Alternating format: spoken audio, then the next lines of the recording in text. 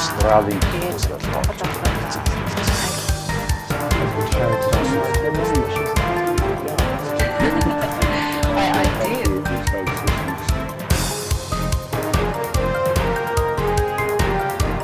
Welcome. Сайн байцгаана уу хүн үзэгчдээ.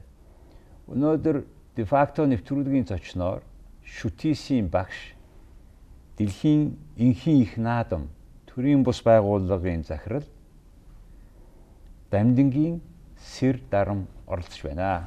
За сайн байна уу та? Сайн байна уу. За их баярлалаа ирсэн явдал. Баярлалаа өрсөнд. Та энэ сайн дурын одоо юу гэдэг ажиллагсаа тийм ээ. Сайн дурын үйл бүтээл энэ талаар их олон жил ажиллаа. Та My Club гэдэг мод тарьдаг их том хөдөлгөөн өрнүүлсэн. Яагаад ингэж ийм сайн дурын ажилд ийм идэвхтэй ордог болчих вэ? Хизээнээс. За сайн дурын ажил гэдэг ерөнхийдөө бол нийгмийн харилцаанд бүхэл үед байж исэн. Бидний хүүхэд байхад социалист систем үед чинь нөгөө төмөр ба түүний нөхөд гэдэг. За мөн оюутан залуучуудын гавшгаа отряд гэл. Ерөнхийдөө бол ямар ч нийгмийн үед нийгэмд сайн зүйлийг түгээдэг, дэлгэрүүлдэг, нийгэмд хийж чадахгүй байгаа хийх ёстой анхаарлаа хандуулж байдаг асуудлуудад анхаарлаа тавиад гавшгаачлаад оролцож байдаг тийм бүлэглэл байдаг, бүлэг байдаг буюу үед. Тэгэхээр тэрийг л одоо нийгэмд одоо маш их хэмжээгээр дэлгэрүүлдэг, тэрэнд нь илүү их төвтэй оролцдог, нийгмийн бүхий л хүрээг хамардаг тийм зүйл байдаг. Миний хувьд бол зүгээр сайн дурын ажиллахаасаа илүү байгаль экологийн талын сайн дурын ажилд оролцож байгаа. Энэ бол ер нь багада хүүхэд залуучуудын нөгөө нэг залуу байгальчдын станц гэдэг үсэн шүү дээ. Тэнд явснаас л хойш ер нь л одоо идэвхтэй ажиллаж ирсэн. Одоо тэр станц байгаа юу? Одоо байхгүй л дээ. Тэрний орнд чинь одоо дөндөө олон байшингууд баригдсан шүү дээ. Солонгост байхдаа суралцж байхдаа юу оюутан залуучуудын клубуд их идэвхтэй оролцдог гэсэн. Та энд их сургууль төгсчөөд дараа нь Солонгост тийм ээ Дангугийн их сургууль гэсэн тийм ээ. Тэнд Солонгос судлалаар сурсан. Дорн дахны түүхээр. Тэгээд тэгж сурж байхдаа ийм сайн дурын ажилд оролцож исэн юм уу те? Сайн дурын ажилд оролцохоос гадна бас нэг мөнгө төгрөг болох арбайт гэх цагийн ажил хийжсэн л да. Тэгэхээр цагийн ажил нь голцоо тийм мод тарих экологт холбоотой тийм ажил хийдэг байсан. За. Тэгэл Солонгост болохоор би оюутнуудын тийм кино үздэг клуб гэж үүдэг. Тэр клубд идэвхтэй явдаг. Солонгост ил сурахын тулд хүмүүстэй найз нөхдөд болохын тулд. Тэр нь болохоор нэг ингээд одоо манай Монголд байдаг клубүүд шиг нэг тийм ингээд идэвхтэй үйл ажиллагаа яваад байхаас илүү дандаа онлайнаар мэдээлэл солилцдог тийм клуб байсан. Тэр нэг таалагдсан. Тэгээ Монгол дээр нэг өөрийн гэсэн клубтэй болъё. Өөрийн гэсэн гэхээсээ илүү залуучуудыг нэг тийм сайн зүйл өрөөсөн клубтэй болъё гэд My Club гэдэг нэг тийм клуб. Хэдэн оноос байгуулагдсан гинэ? Бид 2006 онд би төгсч ирэл 2006 оны 12 сард анх бид нар байгуулагдсан. За тэгээ юу хийдэг гинэ одоо энэ клуб чинь? Одоо бид нар бол яг хуу мод тарих ажилд залуучуудыг уриалдаг экологийн боловсролыг одоо алтан бусаар олгодог тийм сайн дурын онлайн community юм да. Солонгосын одоо энд бас идэвхтэй үйл ажиллагаа явуулдаг Ногоон Аз гэх төрийн бас байгууллага үүдэн тэр Ногоон Аз гэх төрийн бас байгууллагын Ногоон Аз. Тий Аз. Тэр байгууллагын одоо зөвлөлтийг хамгаалаад нэг 5-6 газар мод тарьдаг. Бүс бий болгоод тэрний байгууллагуудтай тэр байгууллагатай хамтран ажиллаад ажилтан тусалтай. Өөрөөр хэлбэл 200 оюутан, 300 оюутан, хамгийн ихдээ 400 оюутан дагуулад ирэхэд тэр оюутнуудыг ажилуулах нөхцөл, хөдөлмөрийн багц зэвсэг, тий мод усчлалтын системээр нь хангадаг тийм дэд бүтцийг энэ манай Ногоон Азын байгуулсан байт. Тэнд л одоо хизээ тийм юм болдгийг. Ер нь бол бид нэр жил болгоны 4 сарын сүүлээс ахуулаад 10 сарын ихэнх хүртэл ээлжил яваад байд юм уу? Ээлжлэл явна. Хагас өдөр болгол явд юм да. Энэ жил бол бид нар хамгийн их явсан. Хамгийн их том санхүүжилт босгосон. За. Хаанаас босгоод байна? Ер нь бол онлайн комьюнитигаар босгодог. Facebook-оор босгодог. За. За ингээ мөнгө босгоод тэр зардлаар мөнгө босгосон мөнгөөр оюутнуудынхаа цааш наашаа явах зардлыг дагаад байдаг.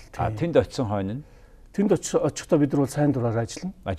Тэнд хоол ундын бас тэр байгуу Ногоон Аз даа. Үгүй бид нар өөрсдөө зардлаар тэдний ажилтнанд тусалдаг. За хаана тэр тийм ажил одоо бидний хамгийн анх ажиллаж исэн газар болохоор энэ Булган аймгийн Баяннуур сумны төвд. За 2 ч том ойн зурвас байгуулагдсан байгаа. За Ногоон Азийнхны оролцоос.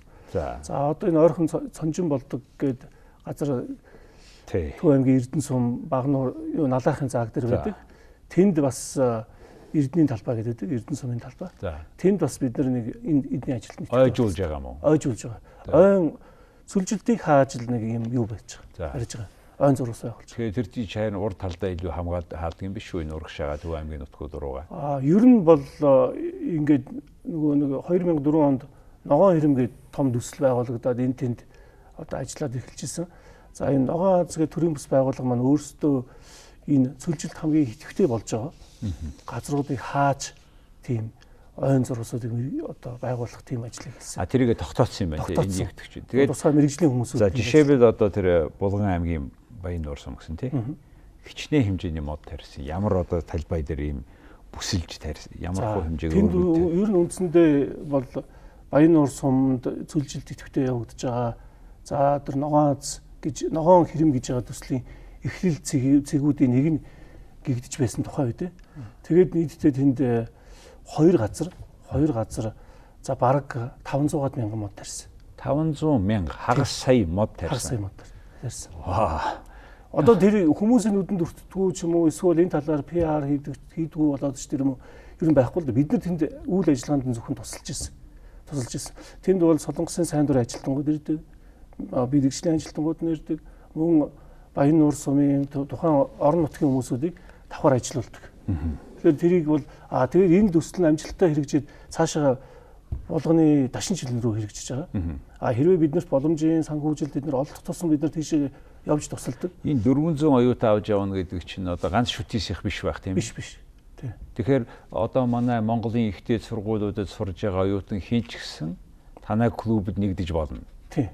Тэгээд тийшээ очиод нөхдүүдтэй болоод мод тариа сайн дураараа ажиллах нь шүү дээ. Ажилсны хөлс гэж авахгүй.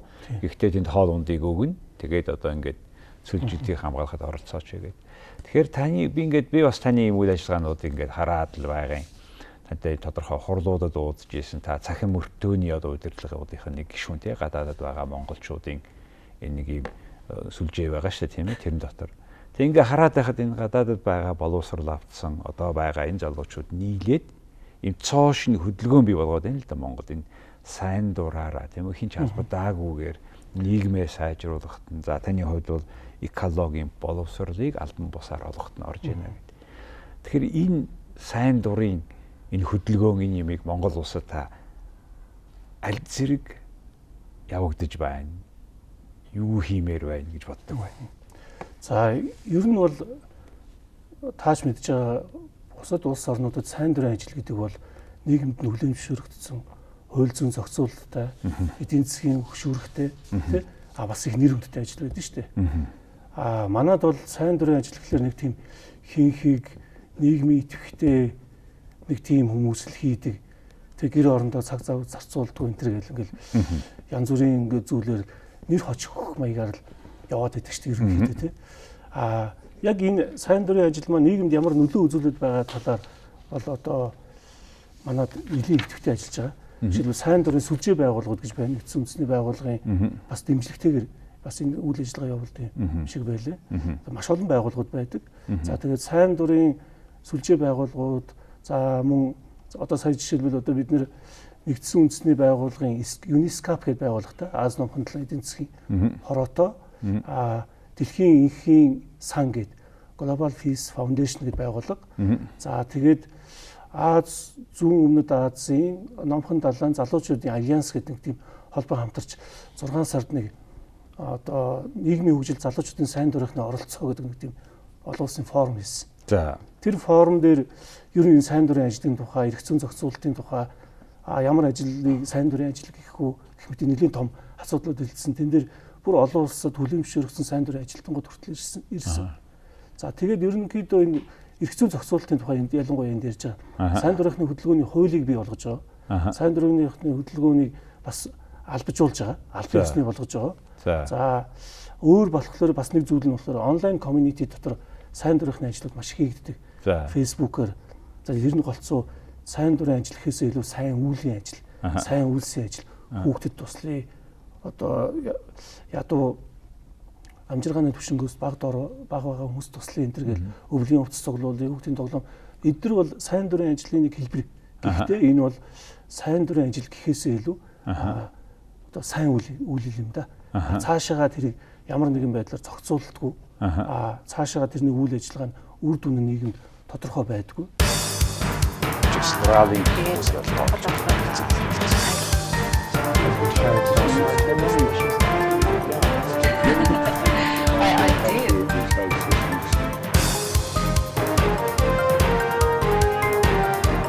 Welcome.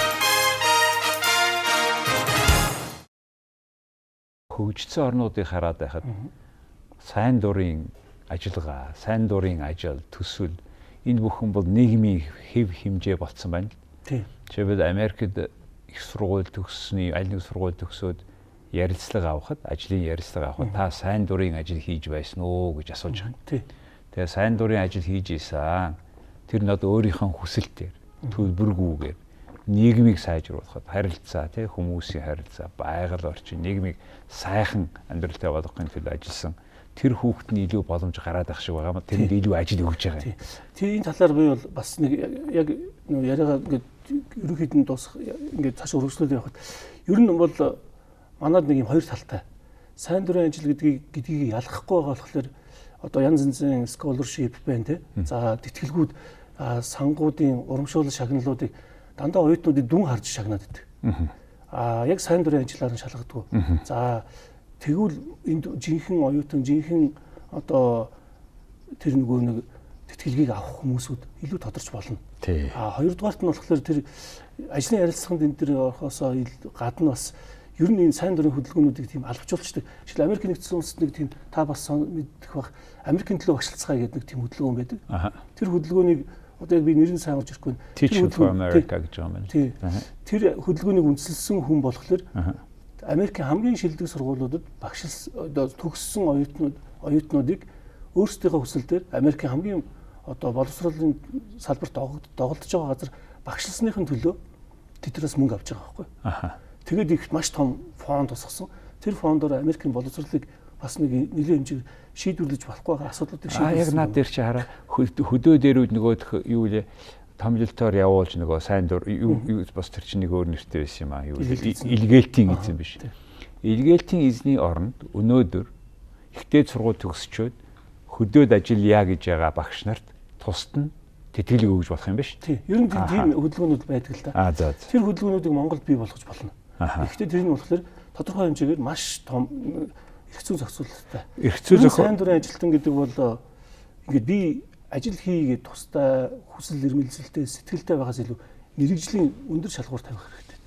Жишээлбэл одоо 4 сар 5 сар туссан нөгөө түүмрийн үед маш олон хүмүүс сайн дураараа ажилладаг шүү дээ. Ямар ч хөдөлмөрийн одоо хөдөлмөр аюулгүй ажиллах баталгаа байхгүй, багаж зэвсэг байхгүй хүмүүс сэтгэлээрээ тэнд очиод ажиллана гэж байхгүй шүү дээ. Тэнд мэрэгжлийн гал сүнөөгчийн одоо хэмжээнд сурсан, бэлтгэгдсэн хүмүүс явж байгаа. Жишээд Америк нэгдсэн улсын зарим хотуудад сайн гал гангууд нь ажилтнуудын тодорхой хувийн сайн дур ажилтнууд байдаг. Жишээлбэл Солонгослоо би зүгээр нэг юм ажлын саналуудын ингээд сайтууд дээр үзчихээд хамгийн сайн мэрэгжлийн эмчнэр хамгийн сайн олон улсын сайн дурын хөтөлбөрүүдэд хамрагдсан гэдгээр CV-ийн айгуудын баталгааждаг. Тэр Солонгос эмч нар чинь өөрөө Койкагийнхан сайн дурынх ингээд байна.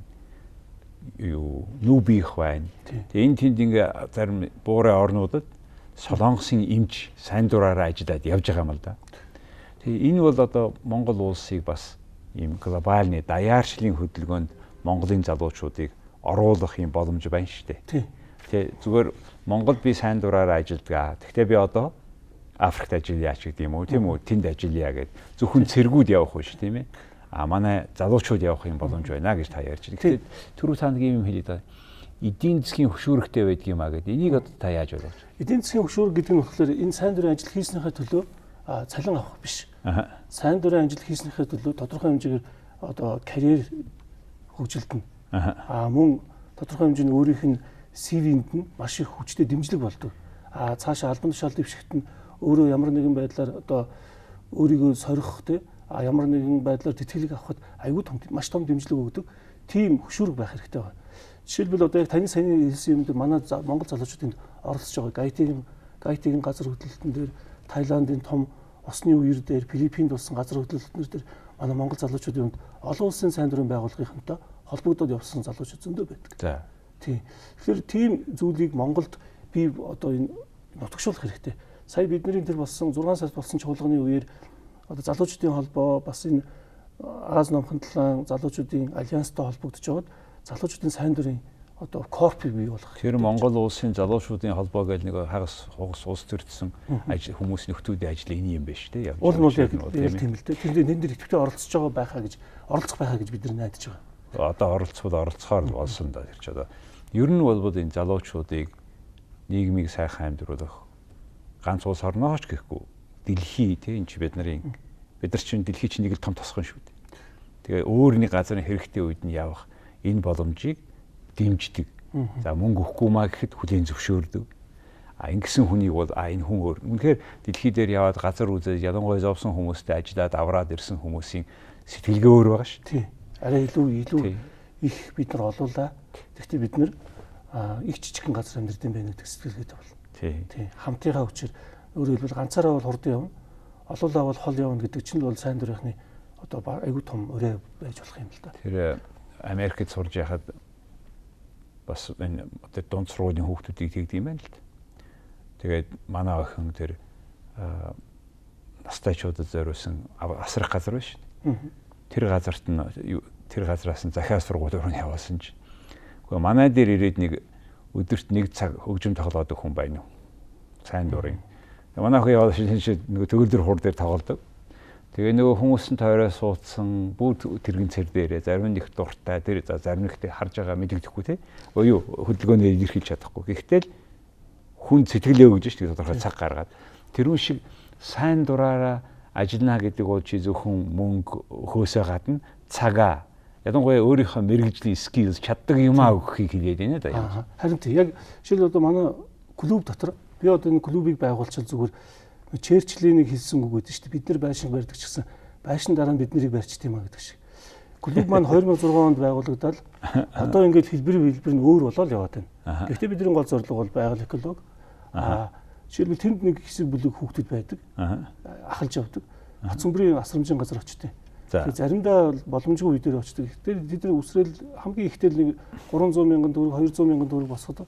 Тэгээд бидний гол чанар нь юу вэ гэхээр бид нар хөгжим тоглоод бүжиг сураад очдог. Тэгээд ахмадуудтай, настайчуудтай зөвхөн тэнд авч очдог юм нэхлээр нэг жихэр памперс авч очоод тэгээд оройн үдшилэг зохиочдог тэр өдөртөө. За. Тэнд бол тэр олон тус тиймээс маш гоё том тус болж байгаа байхгүй. 2-3 удаа тийм юм болдог. Уламжлал болоод яваад байдаг. Сая энэ жил зохион байгуулагдана гэж бас л нэг асуудлаас болоод хойшлогдоод одоо өвөл болъё. Тэгийг ингээл яваад байдаг. Энийг бол би тэгээрээ ингээрэй гэж хэлэхээс илүү. Харин та нар ингээд танай клуб жил болгоны олон зуун хүүхдэд ийм ажил хийгээд энэний тэр үр нөлөө нь бол хүмүүст хорвоог жоохон өргөн харуулж штэ. Өөрөө оролцох гэсэн. Энэ утгаараа тийм учраас би бас таныг энэ 7 хоног ялангуяа 12 сарын 5-5 ярьж байна тийм ээ. Сайн дурын өдрөө гэж дэлхийн тий. Тэгэхээр энд ч монголчууд бол бид нарын даяарсан энэ бүх хүү хамтлагийн нэг хэсэг нь. Тэгээ бид ингээ оролцох хэрэгтэй гэдэг энийг ярьж байгаа юм л да. Ер нь бол тэр асрамжийн газрын хүүхдүүд дээр ч гэсэн очоод нэг өдөр хөгжим тоглоод өгч болно доо. Хараагүй хүүхдүүд байна тийм ээ. Тэгээд их мэтэр ер нь цагаа хүний төлөө зарцуулаач гэд би нэг хүний хэлсэн үгийг сандгийг. Хүн тусламж үзүүлэх хүн тусалж байгаа хүн тусуулж байгаа хүнээсээ илүү юм авчдаг юм а гэж нэг хүн хэлсэн санагдаад байна. Та өшөө дараагийн нэг өөр нэг хэсгээ тантай ярмаар байна. Та 20 жил багшилж байгаа. Боловсролын систем шүтистаа үндсэндээ ажилласан. Боловсролын системд яг одоо энэ утгаараа та дотор нь ажиллаж байгаа хүний багшийн хувьд юм харж байгаа шүү дээ. Энэ олон хүүхдүүд ирж гэн, явж гэн, бид яаж гэн. Энэ тухай ямар бодолтой явдаг хүн бэ? Нэг хоёр кинон дэр нэг болд үгэн иржл байдаг, явжл байдаг, би яаж мэдэх вэ гэдэг шиг. Нэг үг байдаг та тий. Одоо би бол яг танд одоо яг ингээд нүүр тулсан ярилцлага болохоор би бол маш сэтгэл хангалуун бос байдаг. За заримдаа готордог. За 20 жил багшлаа. 20 жилийн өмнө 20 жилийн өмнө оюутнууд ямар байсан, одоогийн 20 жилийн өмнөх оюутнууд ямар байсан гэдгийг би оюутнуудаас биш манай системээс л харж байгаа. Мэдээж 20 жилийн өмнө миний зааж ирсэн хичээл өнөөдөр шинжилгээ ухааны академийн хэмжээний мастер, докторийн хэмжээний хичээлүүдэд би зааж ирсэн.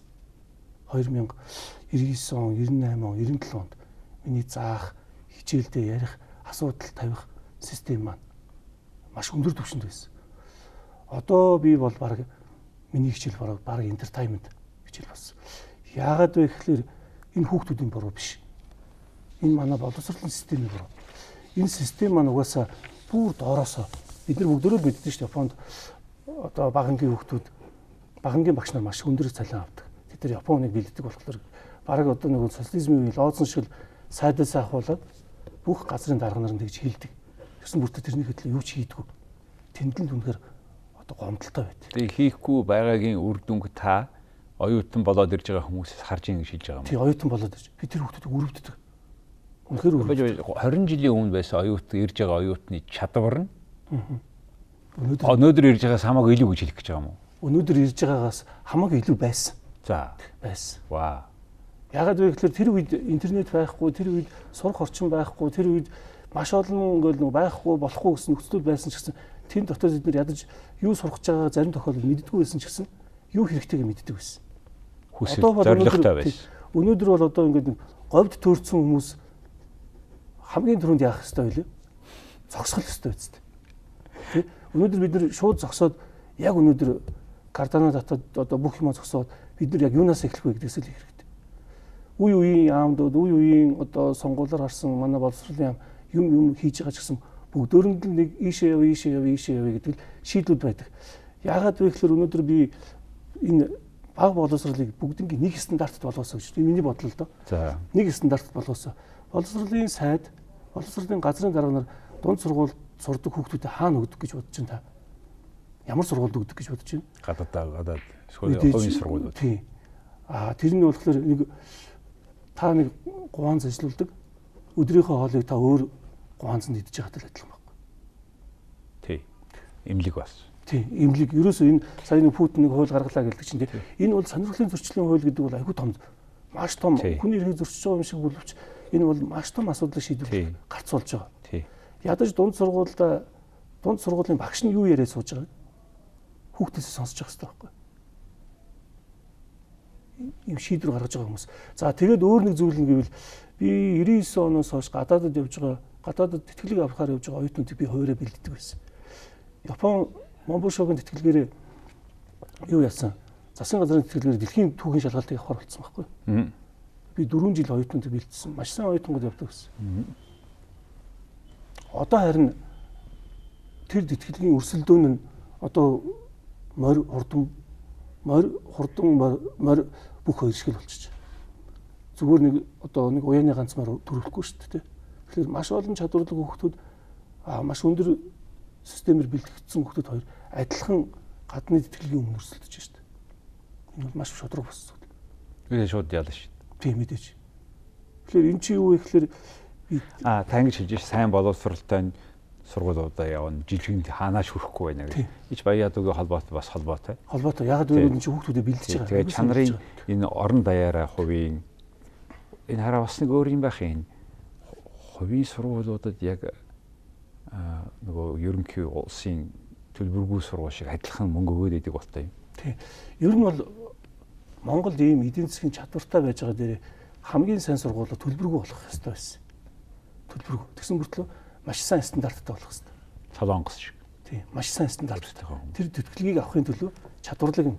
Гэтэл манай шинжилгээ ухааны технологийн сургууль одоо массын сургууль болсон шүү дээ. Одоо массын шийдвэрээр сургуулийн төлбөрийг тогтоож байгаа. Тэгээд сая энэ сургуулийн төлбөрөөс олж маш том асуудал гарлаа тийм. Та бараг тэрийг харсан баг тийм. Зүгээр шинжилгээ ухаанд би зүгээр ягтлж хэлэхэд шинжилгээ ухааны технологийн сургуулийн 30 мянган оюутан дотор нэг 12 ч юм уу 6 одоо том хувийн сургууль төгссөн азгүй оюутан байна гэж би нэг жирэгдсэн байхгүй. Тэгсэн чинь тэр бүх 30 мянган оюутанг би азгүй гэж хэлж байгаа юм шиг болсон. Цаад утга нь болохоор тэр 12 оюутан ч юм уу тэр 6 оюутан дунд сургуульд 100 сая төгрөгийн хөрөнгө оруулалт хийсэн хүмүүс байна. Гэтэл үнгүй боловсролоор орж ирсэн оюутан 2 сая төгрөгийн төлбөр төлөхгүй 3 сая төгрөгийн төлбөр төлөхгүйгээр инженерийн боловсрол эзэмшнэ гэж зогсож байгаа байхгүй. Тэгэхээр эн чинь юу гэсэн үг вэ? Боловсрол өөрөө ингээд та сая сургуулийн төлбөргүй болох хэрэгтэй гэж байна. Тэр бол чадварлаг. Ягаад гэвэл жилдээ нэг 15 мянган оюутан хүүхд төгслөө гэж үү.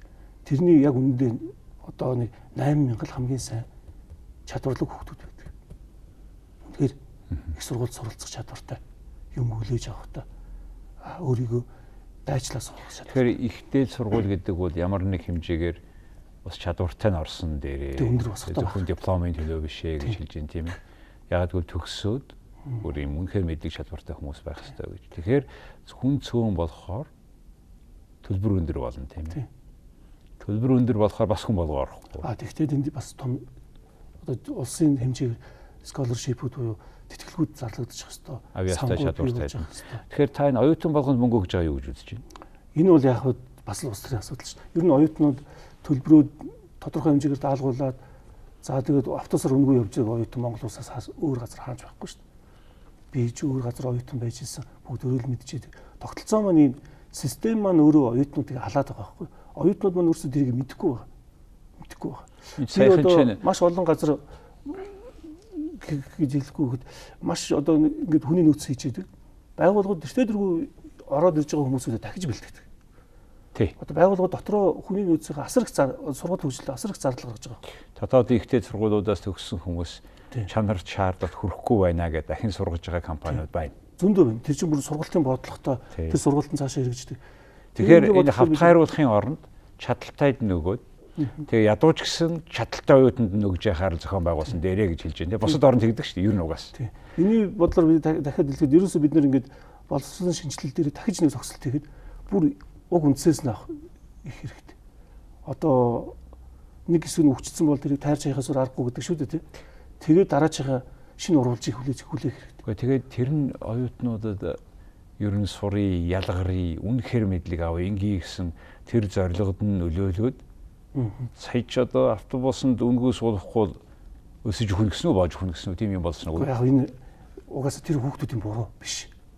Энэ чинь системийн өрөөсөө ингээд бий болгоод шүү дээ. Би сая хэлсэн нь байшин дотор л ийм бодол болоод байгаа байхгүй.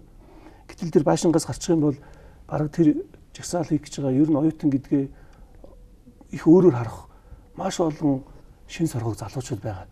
Бид нэр энэний 4 жилийнхэн цаг хугацааг л алдаад байгаа. Нууц хөлгөд манай их сургуулийн зарим хичээлүүд багш нар зориулсан хичээлүүд байгаа шүү дээ. Багш нар зориулсан. Энэ багш заадаг болохоор гэдэг хичээлүүд. Энэ багш заадаг болохоор энэ хичээл байх ёстой гэдэг хичээлүүд. Зарим тохиолдолд дэлхийн стандартад байдгүй хичээлүүд хүртэл тэр бий болгож орж байгаа байхгүй. Ноёстч байна, манай шүтистч байна. Хаасаагүй байна. Тэгэхдээ ийм дэлхий дээр байдаг нэг стандартыг л бид нэр оруулж ирж байгаа шүү дээ. Энэ чинь дэлхийд байдаг их сургууль гэдэг стандартыг л бид нэр бий болгож байгаа үстэй тийм. Өөр нэг асуулт. Ихтэй сургуулиудыг Монголд хотын төвд Улаанбаатар хотод маш их бөөгнөрсөн байна. Бие даасан камп, бүр юм бие даасан хотхон байгуулна. Одоогийн байдлаар юуны Багнуурын тэнд байгуулнаа гэж ярьж байна. Энийг та яаж харж байна? Энэ бол яг хэвээр нэг бид нар нэг метро барина гэдэг нэг мөнгө идчихдэг, тим юм барина гэдэг мөнгө идчихдэг гэдэг чинь хүмүүс зориулсан л улс төрийн бүлэглэл зориулсан төсөл байх гэж бодож байгаа. Тэртээ дэргүй энд байсан хэрэгжиж байгаа цаашаа хэрэгжүүлэхэд санхүүгийн бололцоо байна. Гэтэл тэр их мөнгийг боловсролын шинжилгээүүдэд зарцуулах маш олон зүйлүүд байна. Зүгээр яг манай их сургуулийн тогтолцоо бол тэртээ дэргүй цаашаа ингэж хөгжөөд явах байх гэж боддیں۔ Тэгээ хөгжөөд явахлаар өөрөө кампаа өөрөө хаана байршуулах шаардлагатай байна. Ямар байх шаардлагатай байна. Тэр 150 км-ийн сан авична гэж яриад шүү дээ одоо. Тэгэхээр багш нарын бас авична гэсэн үг. Оюутны авична гэсэн үг. Бүтэн хот барина гэсэн үг тийм. Тэгээ багш нарыг авична гэдэг чинь сургуулийн хүүхдийн цэцэрлэг гэрүүлийн авична гэсэн үг. Тэгэхээр ч одоо жишээл сүүлийн би сая сүүлийн үндэсний сургуулиар очлоо л доо. Урд ууландаа л байлаа шүү дээ. Харин уулаа зөвхөн их сургуулийн хот болгоо хийдсэн. Тэр дотор Samsung-ийн центр, LG-ийн центр гээд дотор нь ийм үнгүй том компаниуд барьсан их айхтар юмнууд байна. Их сургуулийн тогтолцоо маань өөрөө төсвөө санхүүжих, сургалтын төлбөрөө санхүүжих хэлгээс илүү үйлдвэрлэл, инновацаар үйлдвэртэй хамтар санхүүжих хэрэгтэй. Тийм тогтолцоог нь бий болгочихлоор болгочих юм бол шинжилгээ ухааны технологийн сургууль ямар компанитай нийлээд хаана камп барих нь өөрсдийнх нь асуудал. Уг нь бол миний бодлоор энэ төр хурахын ам гэж байна шүү дээ тий. Тэр амыг л тийм болгочиход эндээсээ багш нар гэр орондоо очиж яваад байх тий. Шууд хайвей өндөр зам тавиад явчих юм аа гэдэг. Би болохоор зүгээр яг энэ бол кемп бий болгоно гэдэг бол энэ шинжилгээ гэдэг нэрээр нэг хэсэг улс төрийн амбицтай хүмүүсүүдийн бас л нэг хэрэгжүүлж байгаа төсөл байхаа л гэж бодож байгаа. За та хоёр их сонир юмнууд ярьлаа. Танай клубын тухай, сайн дурын тухай, сайн дурын ажлын тухай. Яагаад энэ нийгмийн үндэс нь вэ гэдгийг те. Тэгээ боловсролын тухай шүтист 20 жил ажилласан нэг багшийн саналыг би сонслоо шүү. Энэ жардчилсан систем учраас бид нар бүх талынхаа саналыг сонсоод явах ёстой. Тэр нь тагч чухал үр гүйцэтгэл. Их баярлалаа танд. Манай нэвтрүүлэгт ороод үүш хамгийн гол нь таны яд хийж байгаа ажил чинь жил болгон тэр олон зуун оюутнууд хичнээн их урам зориг, итгэл үнэмшил бий болгож байгааг бол одоо тэр оюутнууд ч харж байгаа. Миний бодлоор үзэгчид харж байгаа. Тийм учраас танд танай My Club гэх клубд амжилт хүсье. Ийм маягаар хүн болгон нөгөө дэмдэмэндээ дэсэрчэндээгээл энэ нийгмийг аваад явна шүү. Тийм би одоо 20 жил багшлаа. Өмнө нь би оюутнуудад хичээл заах гэж бэлдэж одоо өөрийгөө бэлддэг гэсэн бол оюутнууд заадаг гэсэн бол одоо би оюутнуудаас суралцж байгаа. 60 гартлаа 70 хүртлээр багшлахыг хүснэ мэдээж. Гэхдээ самбартайгаа ярьсан багш болохын тулд оюутнуудаас суралцж байгаа. My Club гэдэг маань бас л би оюутнуудаас суралцах нэг эндэр болж байгаа юм л да. Тэгээ хүн болгон тэгж харах бол сайхан байна. Их баярлалаа. Баярлалаа. За хүн үзэгчтэй өнөөдөр манай de facto нэвтрүүлгийн зочноор шүтисийн багш My Club тий. Мөн энэ дэлхийн инхийн их наадам гэж төрийн бус байгууллагын гүйцэтгэх захирал Сэр Дарам оролцлоо. Их баярлалаа. Австралийг